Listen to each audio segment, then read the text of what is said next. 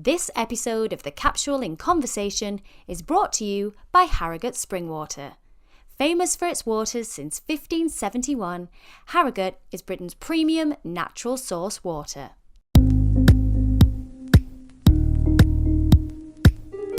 Hello everyone and welcome back to the Capsule in Conversation. I'm Natalie Anderson and today is a very special episode as we mark Baby Loss Awareness Week with author and grief specialist Zoe Clark-Coates. 1 in 4 pregnancies sadly end in loss, and today we want to open up the conversation and provide a safe space for anyone who may have experienced or is currently dealing with the difficult and complex emotions that baby loss can bring. This may be a very different kind of podcast today, but I want to promise you that if you are currently going through this, that you are not alone.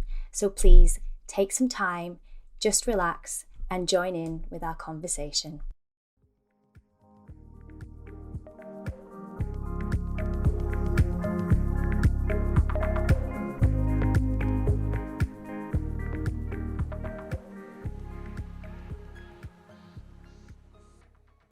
Hello all, I hope you're all really well and are settling into October nicely. As I said in our introduction, today is a very special episode as we come to you during Baby Loss Awareness Week. For many years, here we go. For many years, there has been guilt, shame and stigma surrounding infant loss and miscarriage, which has resulted in many women feeling heartbreaking and very complex emotions that until recently they felt unable to voice. I know because I count myself as one of those, having suffered a missed miscarriage a decade ago.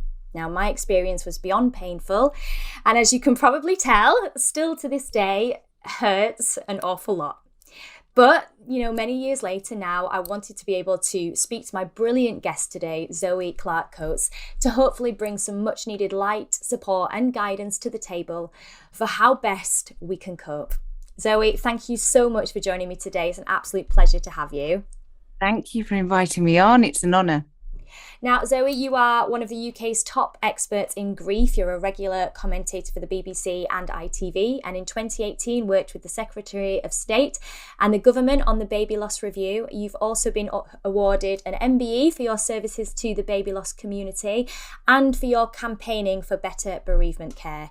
You've written 4 best-selling books and also in this sector continue to work tirelessly to change the way that pregnancy loss is dealt with. Your work also comes from a place of experience, doesn't it?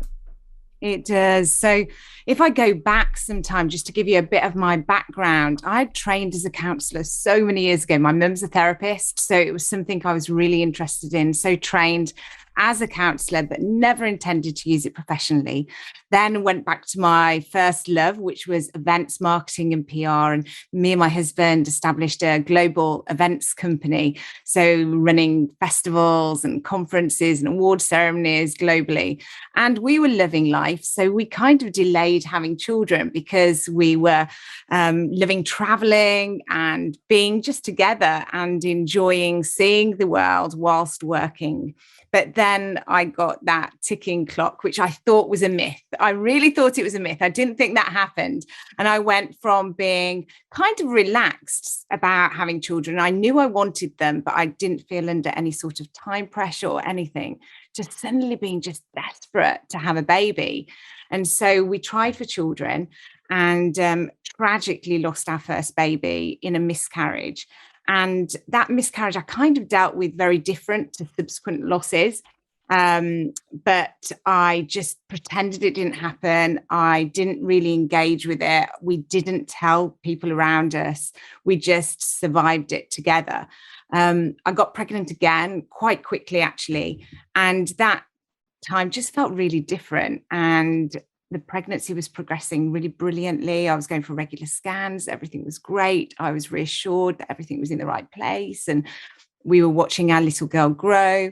And we were keeping it a secret because we were coming up to Christmas. And so we decided to keep it a secret from all our family and friends and tell them all on Christmas Day that we were expecting.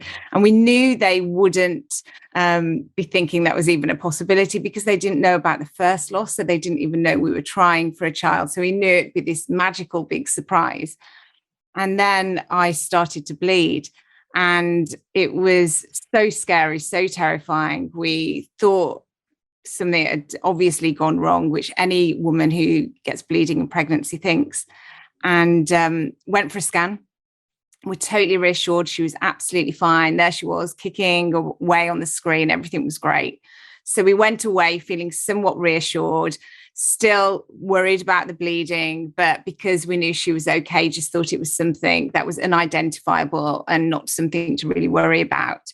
But a few days later, things just really changed. And I just felt that she'd died. And I think anybody who's going through something like that will know you just kind of have this gut instinct. And I know that can equally be wrong, because when you're terrified in pregnancy, you're always thinking something's gone wrong. But I kind of didn't have that history with that thinking. So for me, it was a real indicator that something had changed.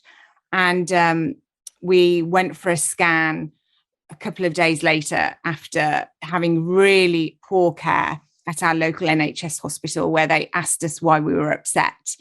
They said, is it because it's an IVF baby and you've paid for it? And that just totally floored me. It just made me instantly feel like I had no right to grieve, that we were too emotional about potentially losing our little girl.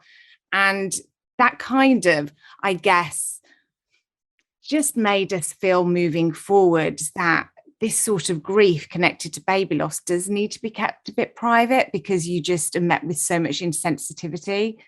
And so the few days later, when we went for the scan, we were tragically told we were right. Our baby had died that night, and we had to go on to deliver her.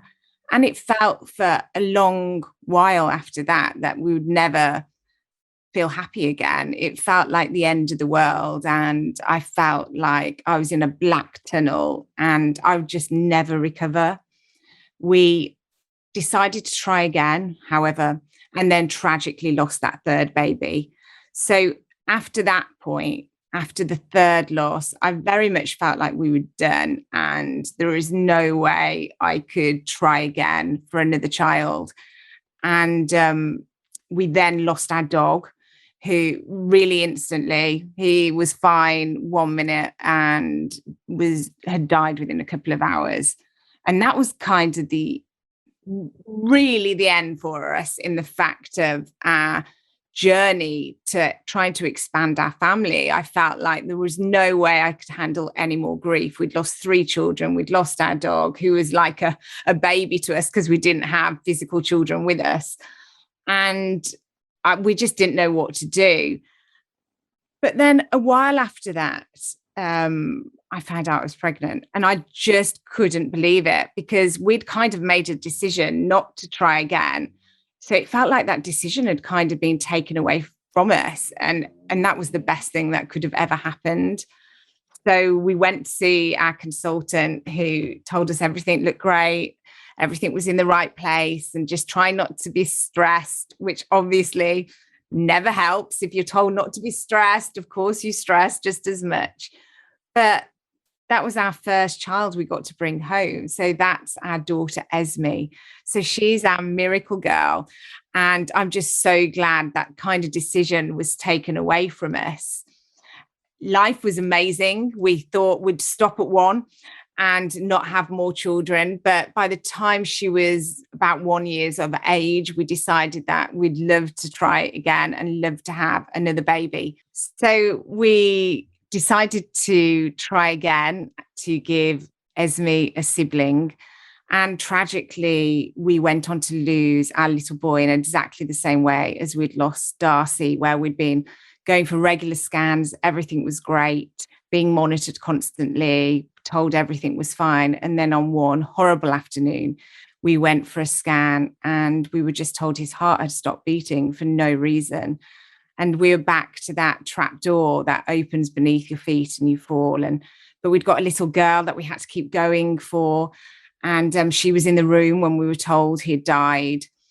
So it was just so awful and traumatic, and like a living nightmare. Everything was in slow motion, and it just felt horrible. Not long after, we decided to try again. and were really blessed to get pregnant again. And but I started bleeding 5 minutes after telling the whole family we were expecting again. And we were told that we'd miscarried yet again. But I carried on getting sicker and sicker and sicker. So we went for a private scan and they said, well, what you've been told is completely wrong because you're still pregnant.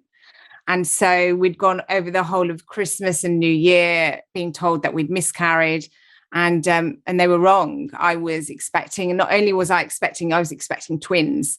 So it was such a shock. We went from devastation to utter delight that they were wrong and I was expecting, and we'd got 2 babies in there. Tragically, we went on to lose one of our twins, Isabella, during the pregnancy, but we got to bring home our other little girl called Bronte. So they're the 2 children we get to raise, but the tragedy of losing 5 children who went ahead.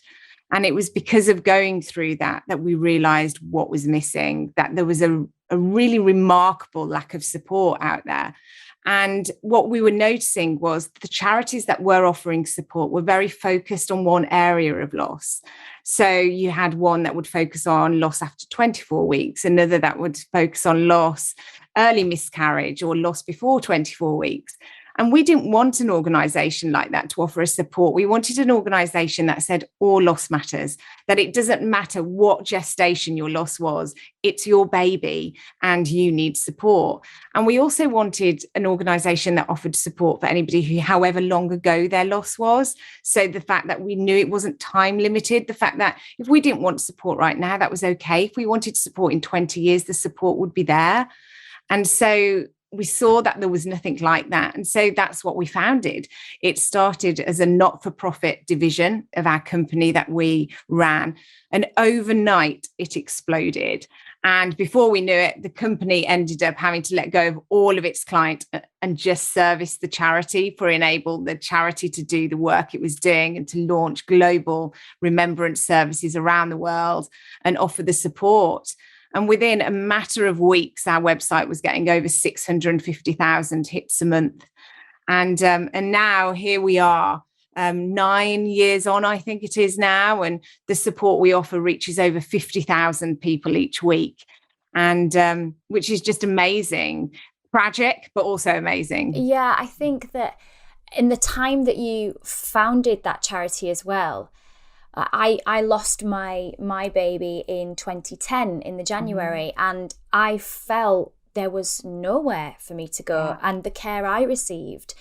And I don't want to speak badly about our NHS because they are incredible, but I found that part of the trauma. I had to, because my miscarriage was a missed miscarriage, I didn't even know that I was basically carrying around a baby that had died inside me, and then I had to go to be induced to have the baby brought out. But that was on the same ward that, you know, women were having abortions. And I have absolutely nothing against women making that choice for themselves, 100%. But to put the two together, that's an extremely complex set of emotions. And to put women next to each other in that capacity just felt horrendous. Like for me, I was, you know, having to have that procedure against my will. And it felt so hurtful. And I remember sitting there with my husband with a pamphlet going, is this it? Like, what do I do now? What do we do? And it was just such a complex, awful situation. It was like, oh, you're done now. Okay, well, you're finished with. And even though, you know, you see there's a support group on the board and everything, I just felt so alone and ashamed and guilty. But a lot of that genuinely came from where I was put on the ward. And you're totally right in that support for bereavement, whichever part of, you know, whatever the gestation was of the pregnancy, it's when you feel like you're just abandoned and it's insignificant and it doesn't really matter, you start to then look into yourself and feel like quite worthless and what that meant to you, and you should just get on with it. And so it's Absolutely. so important that, the work that you are doing to raise this awareness, to actually have these conversations, because a lot of the time, and I found this so much, I felt completely silent. I felt like I was silenced, or if I wanted to talk about it back in 2010, it was like not really. It's like, you don't really talk about that. It's kind of a bit of a taboo. And I was raging. I was like, I need to speak about this. But the silence and the shh, quiet, be quiet, actually for a very long time caused me quite severe problems with the way I saw myself, my self-esteem, my self-worth, and for my mental health. It was terrible. And now I'm thinking about all the other women that have gone through that process and are still going through that process. As you said, I love the fact that there is no time limit on your support, because there are women maybe 20 years ago, 30, 40, 50 years ago. Absolutely. Or even yesterday that need that same level of support. And, have you found that, obviously we can see that things are changing, the fact that we're having this conversation today, but have you found that it is increasing the people that are coming to see you because they feel they're able to? Yeah, absolutely. When we became stakeholders within the Department of Health as a charity, we started to see a real change in the conversations to do with NHS trusts and hospitals in general across the country, who are really stopping seeing baby loss as just a medical issue. They were seeing it as the loss of a life. And so they were putting in place new people and new roles, etc. And bereavement midwives have become kind of standard at most hospitals now. So we're seeing a real change in that, but we're not seeing as big a change as we would like. That's why we also campaign. So when we started as an organization, we were very much just about offering support. And then we started to look at how much trauma was caused by poor care or lack of care or incompassionate care. Yeah. And we were like, how can we just keep offering support and not try and change some of the trauma along the way? We always say it's like we were seeing all these people falling in the stream. And at some point you have to go down the stream and see, is there any way you can stop them falling in? And there is no way that you can stop all loss. That's just not possible. Some loss can be prevented, but the majority can't be. But what we can do is totally ensure that everybody gets great care. And then it's not a lottery of where you go or who you see. If you go to one hospital, you get amazing, compassionate people helping you. Where if you go into another hospital, it's written off as you being over emotional, or you're a time waster because you're turning up at A&E bleeding and they're like, well, this isn't the place for you, go back home, even though you've been sent there usually by 111. And so there's all of these things that are adding to people's trauma, and we can do something to change that. And that's why when I was asked by the government whether I would co-chair the pregnancy loss review, which is still ongoing years down the line, I'm still co-chairing this really important work on behalf of the government, which is about that. It's about saying, look, how can we stop some of the trauma? How can we make sure the fact that every woman and also every man and every partner gets also offered the support that they need? Because this isn't just a woman's issue. No, this isn't just the person who's carrying the child. This is a whole family issue. This is whether you are married to a man or a woman or whatever your family situation, both parties need support. And if you don't get that, there's other things that can also affect you down the line. There's a stat that says around 70% of relationships break down after going through baby loss. And that's so much because of the lack of support and not having the opportunity to talk and process your feelings. And this is the thing, is I know that for many couples, like you're saying, it's not necessarily a husband and wife thing. It could be, wife and wife, whatever your circumstances. Absolutely. But the two people, if you don't go through that healing process together, it takes a very long time to come back together. And if you're not offered that support, because socially, it's changing a bit now, but socially, we don't really talk about that. Again, it comes back to that silencing and, all that. I remember having very different kind of interactions with members of our family as well, you know, older people, and that would like go, oh, I'm sorry, love. You can try again next time. And it was like, it doesn't take away from how I feel right now. And Absolutely. I know that that's another thing with the language that we use, the way we talk about baby loss. Again, whichever part of the, you know, gestation your baby is, that can be very traumatic for some people too, because even in the very early stages of pregnancy, you know, that is a reality for so many people. They have maybe been planning a baby for a long, long time, and everything's come together, and they've that hope, that sense of, you know, expectancy and delight. And it could only be a 4 week, 3 weeks even.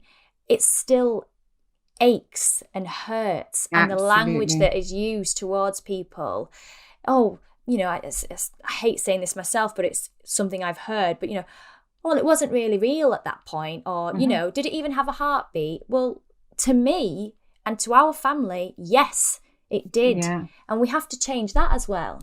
Absolutely. And that's one of the reasons we never revealed the gestation of all the children we've lost. We used to be asked so much in the early days, well, can I just find out? Whenever a journalist was doing a story on us, they'd say, can I ask the gestation? I'd say no, because it's not important. And we made that choice really early on, because the people we were talking with were all telling us the same thing. They were all saying either, well, my loss isn't as bad as yours, Zoe and Andy, because our loss was before yours, gestation-wise. And so yours was so much worse because you were further on.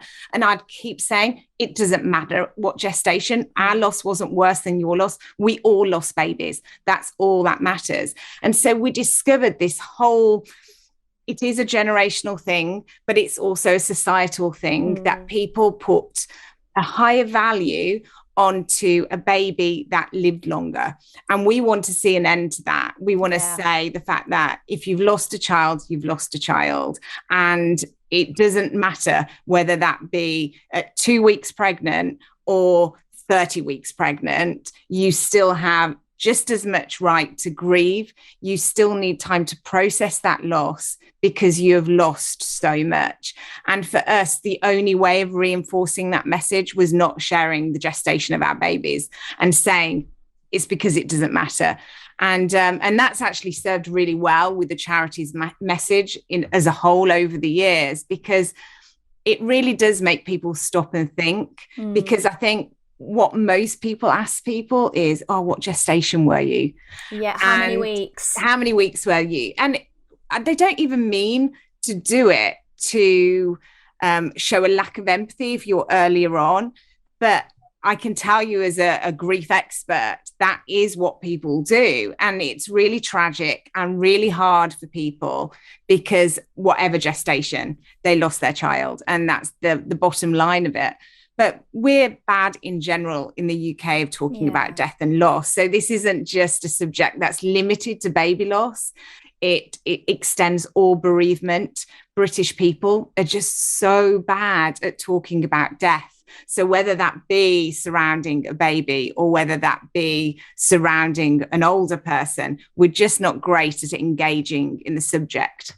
And we need to kind of, it's part of life, I suppose, inevitably. We need to be able to have these conversations, because mentally, I think what it does to you, if you do not process grief properly, it can really derail you. It really can. And again, I speak from my own personal experience of how it's taken me a good decade, I would say, to get to a place of self-worth. And a lot of the lack of self-worth for me genuinely came from my experience of losing my baby. And because I just felt not good enough, not everything was so complex, and I never really processed it properly. And I went for a few weeks maybe of talking therapy, but I didn't really do the deep work that I think you need to go through all those 7 stages of grief and it be okay. It felt very, and I think this is very, you know, this right across the board. It's like people put a time limit on you. Like, oh, you kind of should be over that now. Well, that happened a long time ago. And it doesn't matter if you don't deal with it right in the first instance. it will last for a very, very, very, very long time. And, you know, what's your advice? You know, how do we go about dealing with grief, you know, especially within pregnancy loss? How do we cope, really? Because there's such complex feelings. Yeah, well, we talk and we keep talking. And that's really important. It's how the brain deals with all trauma and all grief. It can't initially accept what you've gone through. And it's only through talking about it and processing those feelings and those emotions and looking at the roots of those emotions that actually the brain can eventually say, okay, that's what I've been through. And it's not something I'd ever want to live through again. It's not something I'm happy about. It's something I will always be sad about. And it's something I will always grieve. But I accept that it's happened. And that's the really important part when you're processing grief, getting to a point of accepting it as a reality, and also realizing and accepting that you're not in control of it.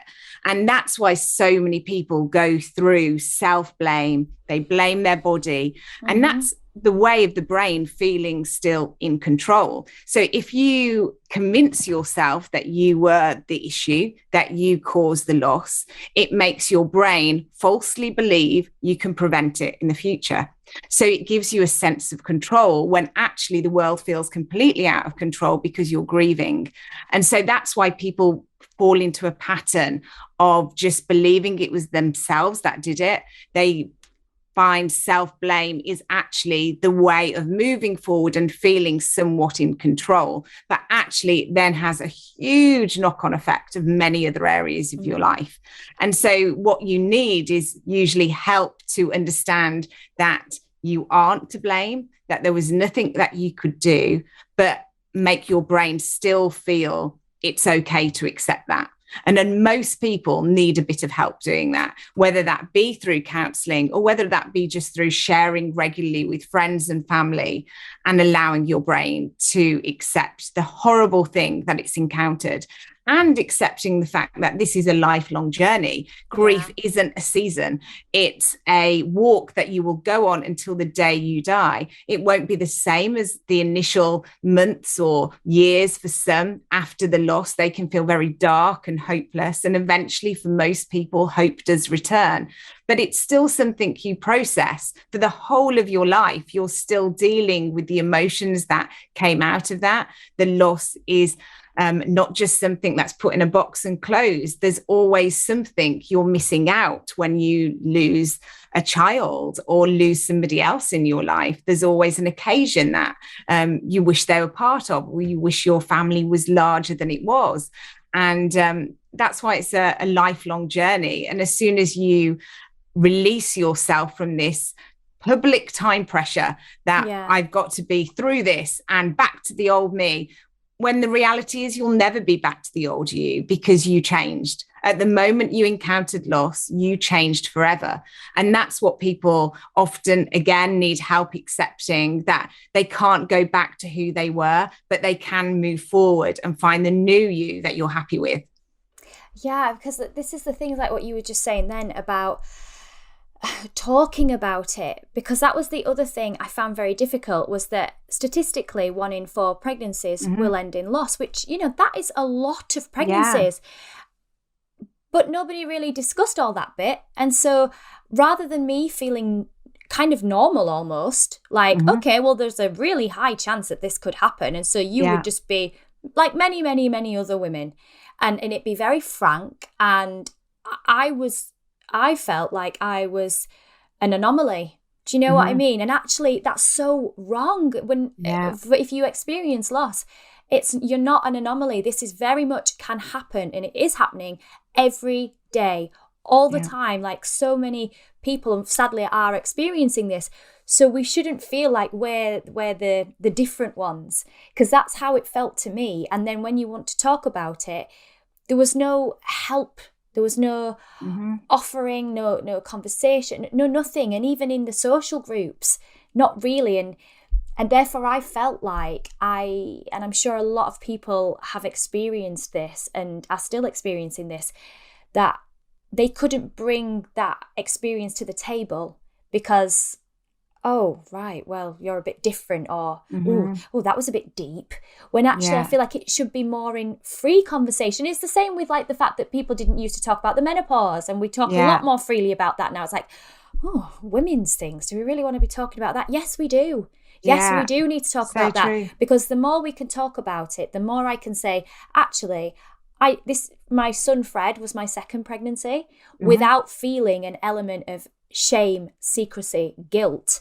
Mm-hmm. I'm allowed then to be at one with that and be Yeah. happy with that, and go, unfortunately, that pregnancy didn't work out, but in my heart, I would still be a mum of two as Yeah. opposed to a mum of one. I just find it I find it's the talking thing that needs to be so much Yeah. more frank, much more open, so that women are able to reflect and to bring their experience to the table, to have it as a life experience, as a story, as part of who they are, as part of Yeah. their evolution. I Mm-hmm. think it makes it a lot easier to deal with than feeling that you have this dark secret that you For can't share with the sure. world. And I feel that's where a lot of pregnancy loss, or especially with miscarriage, Mm-hmm. that's, I feel a lot of women are shrouded in that, Yeah. definitely. For sure. And also TMFR and termination Yeah, because of something being wrong. yeah. Sadly, with the child, there's so much shame and stigma around that as well. Mm-hmm. And so people don't talk. And it's the key. Talking is key. One, so you don't feel alone, but two, so you can journey through to a place where you feel you can be happy again, which is what everybody wants. Because when you're going through it, you feel like you're never going to be happy again. You feel like joy is so far removed from you, it's never going to be something that you can tap into again. But actually, when you journey through grief well and healthily, you can get to a place where you feel joy again. And there's so much that has changed in the last 5 to 10 years, and no one should feel alone when they're going through loss, because so many people go through it. Around 250,000 people every year in England lose a baby here in the UK, around 1 million every year in the States. That's just, two areas of the world. So if you can imagine around the world how many women and men as well, because this isn't just a women's issue, go through baby loss, that's a huge amount of grieving people. Now, I will say there's a flip side to really opening up the discussion, and that is the fact that people are now finding, because the stat is widely known that 1 in 4 people lose a baby. Often people are told, well, you should have expected it, because 1 in 4 people go through it. So people are kind of using that stat now to have a go at bereaved people in a different way of saying, well, you should have expected it. You shouldn't have got so invested into the pregnancy until you knew it was secure, which actually the reality is it's never secure. You never know until you bring that baby home. And for some, the baby still doesn't get to stay even after it's been brought home. So there is so much around this subject that we need to educate people on. And it's one of the things that annoys me most, that I now so regularly hear said to people, well, 1 in 4, so what can you expect? Where no one would say that to somebody who'd got cancer. Where 1 in 4 people get cancer, so what do you expect? They just wouldn't. So there's something surrounding baby loss that so often people feel that they can devalue the experience of it and make it seem like people are over emotional or not stable, even, because here they are talking about a loss and they should just be accepting it's part of life. This is how nature works, and you should just get on with it. And I think that's really perpetuated the stigma about talking about loss. And another thing, the 12-week rule, which I have set out to abolish since we launched the charity. And it's one of our key missions at Saying Goodby to abolish that rule, because it's not just something that a few people say. It's a widely known belief and comment that is thrown about to pregnant women. Well, don't tell anybody you're pregnant until after 12 weeks, just in case. And so that tells people it's not okay to talk about loss. Because if you're not allowed to tell people until after 12 weeks, when you know it's less likely you'll encounter loss, that's a blatant statement of keep it a secret. And so we've got to get rid of all these things that have been said for generations and really open up the debate.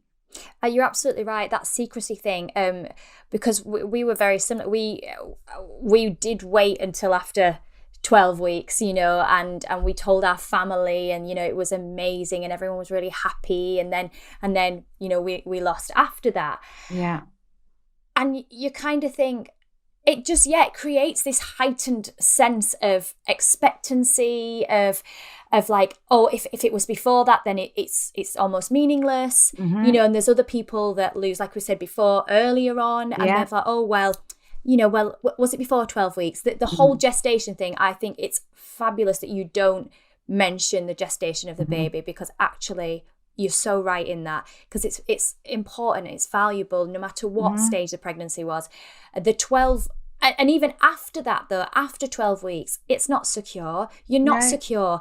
With our second pregnancy with Fred, I was booking every private test I could possibly have because I was absolutely terrified the majority way through our pregnancy. In fact, I don't think I let my mum buy anything until I was about 7 or 8 months pregnant, and even then I was terrified because nothing is certain. Nothing is a given. We've just to kind of hope for the best. So all these time frame things, I think, do add to the problem. And in terms of, like remembering your baby, it is Baby Loss Awareness Week this week, and there will be various different services of remembrance. What do you say to people that are, that have come to your charity and they want to remember their baby, but they don't know how? Because let's just say, if it was an early pregnancy, there is, sadly, I hate to say this, but also almost nothing to, how do you, where do you go? What do you do? Do you know what can you have? Yeah, and that's so hard for people if they don't have a grave to visit. Yeah. And that's sadly the case for so many people who go through baby loss. But what I always say to people is you don't need a grave to remember. You can honour and celebrate your baby every single day of the year. And you can do that with acts of remembrance if that's something you want to do, whether it be planting a tree, lighting a candle, coming along to one of our Saying Goodbye remembrance services at cathedrals around the UK. There's many ways you can do a formal act of remembrance, but also remember the fact that you're remembering your baby in everything you do in your life.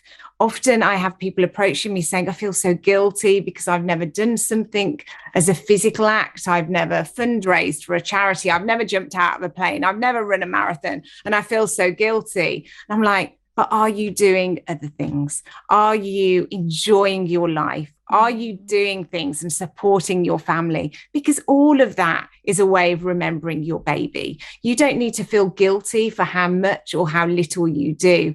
One thing that I love to tell people, and often people don't know, is once you've carried a baby, even if it's not been born alive, part of that baby stays behind. So it changes your own personal DNA. And that happens forever. So every baby you carry, part of them is within you. So people always used to say, well, I'm changed. My heart feels different. And to actually be able to say to people, no, that actually happens. It's not just a feeling, you physically change. So when you can remember that, and you know that everything you're doing in life, every time you laugh, every time you go out for a good evening with your friends, you're taking your baby with you. At all times, you're doing something. And so they're part of everything you do. So if you want to do something, you can. But equally, you shouldn't feel guilty for not. Gosh, that's just really made me go a bit there. Because I think there's, and I'm sure lots of people have experience of this as well. Like my little boy, I actually had the conversation with him quite recently, actually, about our first pregnancy, because he's been asking for a sibling. And that's been quite a difficult conversation, actually, and it's brought up a lot of emotions within me, because as I said, in my head, I know that I was, or I still am now that you've said that, kind of a mother of two. And he says, oh, but I'm alone. And I had to try and explain, well, actually, before you, this is something that happened. And, we have an angel baby. And some people might disagree and think, why on earth have you told him that? But I think partly for me as well, and for my son, I needed for him to kind of understand that there was a longer family line than just him. And it's so important. And anybody that tells somebody that they shouldn't be telling their children about things like that really needs to look at the psychology behind education, because actually one of the worst things that I believe most people in the UK have done generationally is excluded children from the conversation of death. We don't educate them on it. We're okay talking about happy and wonderful things, but when it comes to death, we exclude children from funerals. We tell them they're too young to attend. But actually, this is a crucial part of their development. And this is how we develop really rounded humans that are able to deal with everything that happens in life. So we need to be telling them about babies that have sadly died and elderly people that have sadly died, and that not all people live until they're 100. Some people die really young, because this is how we prepare them mentally. This is how we help assure they don't have mental health issues down the line from not being able to cope with emotional things. By engaging in this conversation at a really young age, we prepare them for what they're going to face in life. And so it's really important. And that's why we actually developed a video on the charity website. If anybody is struggling with conversations with their children, they can head to the children's section on Saying Goodby. And we've got a video with Dr. Ranj, who's a pediatrician, as well as somebody who makes TV shows, where we explain what baby loss is to children in a really beautiful, child-friendly way. So the mistakes, if there are any, that people encounter when talking about death with children, especially around baby loss, is using different language. And they think that helps the child by saying, oh, your baby brother or sister went to sleep and never woke up. And actually, those things can increase phobias in children, that they don't want to then go to sleep, and causes them sleeping problems. So we just need to be really mindful of the language we use, and call it what it is, that they died. They didn't just go to sleep, they died, and explain things like that. But children are so good at handling these things. It's adults that have the problem, not children. It's true, because my son was like, oh, Mummy, that must have been awful. I said, well, it was, and we had that conversation. I said, and I tried to explain about, how we felt, and because it has been a lot recently, like I said, with him saying, oh, I'd like a sibling, and for whatever reason, that we are where we are with our family situation, and my husband and I are very happy with that. But it still hurts to think to myself, if that pregnancy had have been successful, you wouldn't be alone. You would. There's all these kind of emotions that are now coming back to me now that my son is at this particular age where he's 9, because my child would have been 11. So, there would have been that nice age gap. And I can't help but reflect. And I'm really sure that there'll be lots of people that listen to this podcast today that may well be experiencing a similar thing. And just to say, your feelings are absolutely valid. And it's absolutely fine and valid to feel the way that you feel. And it's not silly, and it's not, oh, well, that happened a long time ago. It's really real, and you must allow yourself permission to feel these genuinely real emotions.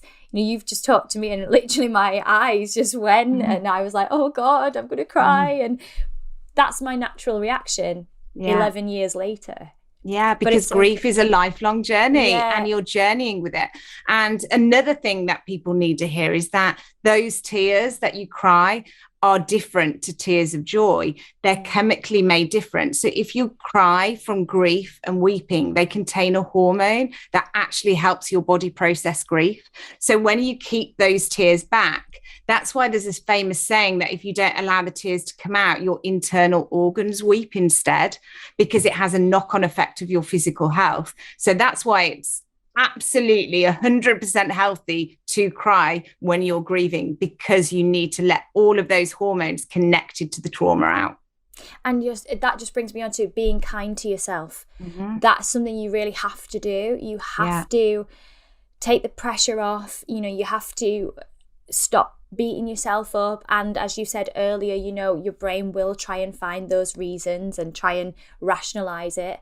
Mm-hmm. But it's something that you are completely not in control of, not your fault. You have to be kind to yourself, give yourself a hug, give yourself space, metaphorically kind of just look after yourself. And it's okay to do that. It's okay to take that time to grieve and reflect. And I was reading the other day that employers now are giving people paid leave.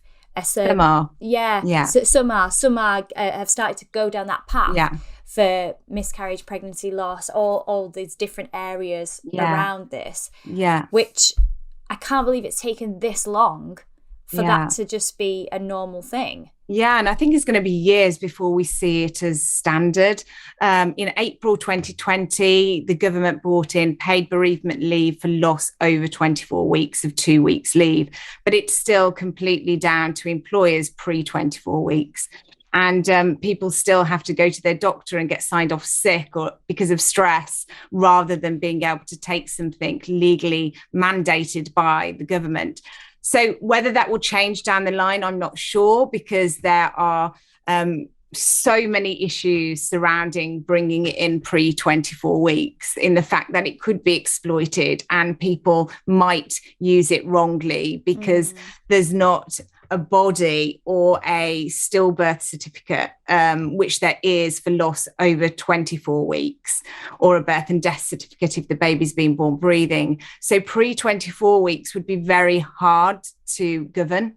It would be easy for somebody who is unscrupulous without morals to, for instance, borrow somebody else's pregnancy test and then get 2 weeks leave off. So it's really hard to manage. So whether it will ever be mandated bereavement leave pre-24 weeks, I'm not sure. However, what I would love to see is that all companies and businesses in the private and public sector to take on that responsibility themselves of saying, yes, we'll do it discretionary, but we will do this for all of our employees, not because we have to, not because we're being told to by the government, but because it's the right thing to do. It's the right thing to offer this to both men and women, to enable them to take that time off from work.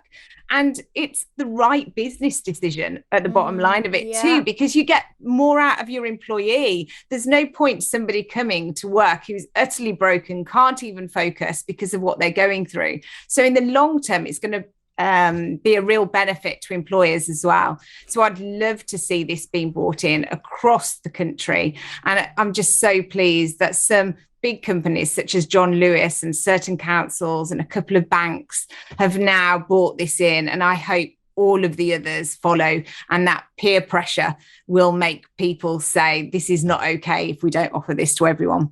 Absolutely. Because I was very lucky with my employer at the time.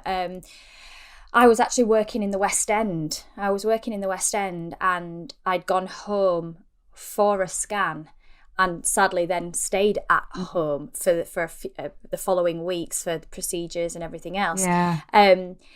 It was me that put the pressure on to get back to work. I was like, I need to get back to work. My employer was like, you need to take as long as you need. But I, for whatever reason, felt I needed to just get back up to work. And I remember it was so traumatic because I was alone. My husband was back in Leeds and I was in London, and I remember my hair starting to fall out because of the hormones changing, and every time I was trying to like get into character, just lumps of hair were coming out, and I just couldn't stop crying in the dressing room. But then obviously had to go on and perform, and and then not long after that I continued to work crazy and went into another very high profile job where people were asking me questions about when we were going to have a baby. And I tried to manage it the best I could, to be honest. Again, I didn't say a word about it. I spoke obviously to family and friends, but on a bigger level, I never said anything. And I just felt like work was my thing, that my go-to, where I could just block it out. But actually, again, we must, if we can, just try and take that time, because it will come back one way or another. As you said, your organs will weep and it will start to affect you in different ways. So if there is anyone out there right now that's experiencing this and is thinking about maybe is returning to work or as a distraction maybe mechanism, yes, fair enough, but at the same time try to process everything that's happening as well, because it will be probably better in the long run. For sure. And grief is patient. Grief will wait for you to want to deal with it. And so if that means you're not ready for 20 or 30 years, that's okay too. So if you want to rush back into work and that's your way of surviving it, that's okay. But if you want to do it really healthily, try to do a balance of both.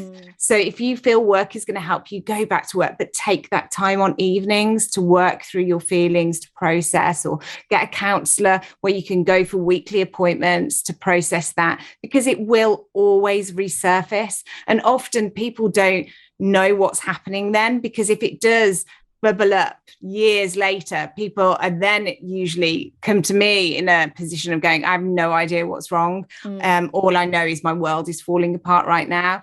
And then for a therapist, it can take a while to unpick all these things and all these threads that have then been knitted together to say, okay, well, the thing that started all of this was actually you losing a baby, because it can really have this domino effect on your life that you have to unpick. So the earlier and the quicker you deal with trauma, the more straightforward it is to help somebody process it. But also it has less chance to affect all of those other elements of your life the earlier you get help and support.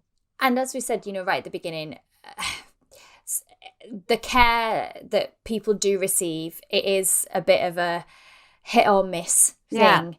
And so if anyone listening in is experiencing this or has a family member that's experiencing this, that's experiencing loss and grief, and they're not necessarily getting the care that they need from the NHS, then how do they reach you? What can they do? Well, around 70% of all hospitals now give out our information. So my hope would be that anybody who's gone through loss will have heard about us and will have access to know where to reach out. But you can reach out to us on all social media platforms, or just go to the website at sayinggoodby.org. And if you want to get involved in helping us change things, get in touch. We've got a big campaigning team and support teams. So if you feel that because you've encountered something yourself or a family member has, that you want to help, come fundraise, come join the campaign squad where we're actioning change and really pushing for different systems to be put in place so people aren't kept on the same ward as people who have just delivered healthy babies, or put on wards with people who are going through abortions. There's all these things that we are campaigning to change. We're also leading the campaign in trying to get certification for all babies who are lost. And that's also then part of the government review I'm co-chairing, to say that every baby deserves to be formally recognised, whatever the gestation of the loss, with a certificate. So these babies can be formally recognised and remembered, and that they don't vanish off our family tree when they're generational down the lines. So if you're passionate about any of those things, just get in touch with the charity and join our team. We've got a team of over 250 people. And honestly, if we had 1,000 team members, it wouldn't be enough. So we've always got room for people who want to give some time to come join the fight, because we want to change things for future generations. So people don't have to encounter the bad care that a lot of us have suffered with. And also just changing how we all speak about loss, and changing how people feel comfortable or uncomfortable about talking about different subjects. That's something, by working together, we can really change. Absolutely. I mean, like I say, I personally think, crikey, it's taken me 11 years to talk about this in such a forum. And I'm happy now discussing it, but I do feel I wish I'd have been able to talk about this earlier. I wish I'd have had more support. I wish there's so much of my life that I feel went awry because of what I went through and the trauma I went through. And I feel like so much of it, I can't change it now, but obviously if I could, I just wouldn't want that for anyone else. And so, you know, this is why these conversations are so important, that we are making it easier for people to discuss this subject, and making it easier for them to come forward and process that grief and process those emotions and feel valid and feel like, actually, yes, I don't need to question my self-worth, because this is a valid experience. This is something that is happening, but yet I'm allowed to feel the way that I do, as you said earlier, whatever the gestation of your baby. Zoe, we have run out of time for today, but honestly, I cannot thank you enough for being with me. You've been absolutely amazing. Your advice to me personally, and also I'm sure to our listeners, has just been so valuable. So thank you so much. Thank you for inviting me on. I hope you guys at home have found our conversation helpful, and that you are able to take solace in the fact that, as I just said, whatever your feelings may be, they are absolutely valid. And if you'd like to find out more about Zoe's brilliant work, then please visit the Saying Goodby website. You can also find Zoe on Instagram at Zoe Adele. For more wellbeing, fashion and beauty, you can visit us at our website, www.thecapsule.co.uk, where you can also catch up with our previous podcast episodes by visiting the In Conversation page and subscribing to any of our podcast channels and YouTube. It would be really lovely to hear your thoughts on this series, and in particular this episode. I'd love to hear from you and hear if this has been helpful to you, and, you know, just hear your thoughts. So please do feel free to leave us your comments. If you're a social butterfly, you can also catch us on Instagram and Facebook at Official Capsule. I will be back next week with another amazing guest of conversation. But today, all that's left for us to say is goodbye. So it's goodbye from Zoe. Goodbye. And goodbye from me.